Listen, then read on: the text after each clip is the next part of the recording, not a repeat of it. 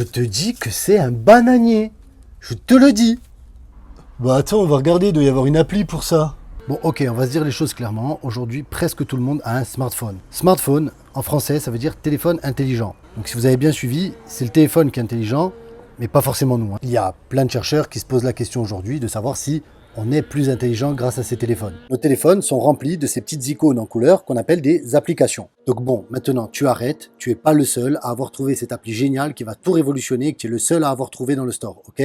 Une appli, c'est donc un petit logiciel, comme n'importe quel logiciel d'ordinateur. C'est ce qu'on appelle un programme exécutable. Ou un site web. Je disais la dernière fois que le web, c'est un format, c'est une mise en forme des contenus pour qu'on puisse y avoir accès. Au final, l'application, c'est exactement la même chose. C'est la mise en forme du logiciel ou du site web pour qu'il soit adapté à l'usage qu'on a avec un smartphone. Il y a des applis plus utiles que d'autres, quand même. Du service de messagerie en passant par le réseau social, l'application Boussole, l'appli qui permet de regarder des vidéos, l'appli qui permet de commander un taxi, l'appli qui permet de mesurer le mur de chez soi, l'appli qui permet de générer un faux appel, le jeu vidéo, bref. On a même eu droit à l'appli qui fait croire qu'on est en train de boire une bière avec son smartphone.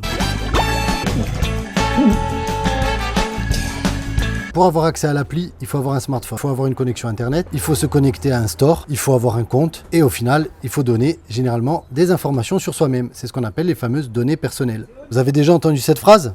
Si c'est gratuit, c'est que c'est toi le produit. Et ça veut dire que dans les prochains épisodes, on va certainement parler des données personnelles. Parce qu'il faudrait quand même qu'on arrive à savoir ce qu'on est en train de faire avec toutes les infos que ces belles machines récoltent sur nous. Après, promis, on va dire des trucs bien, il y a plein de bons côtés.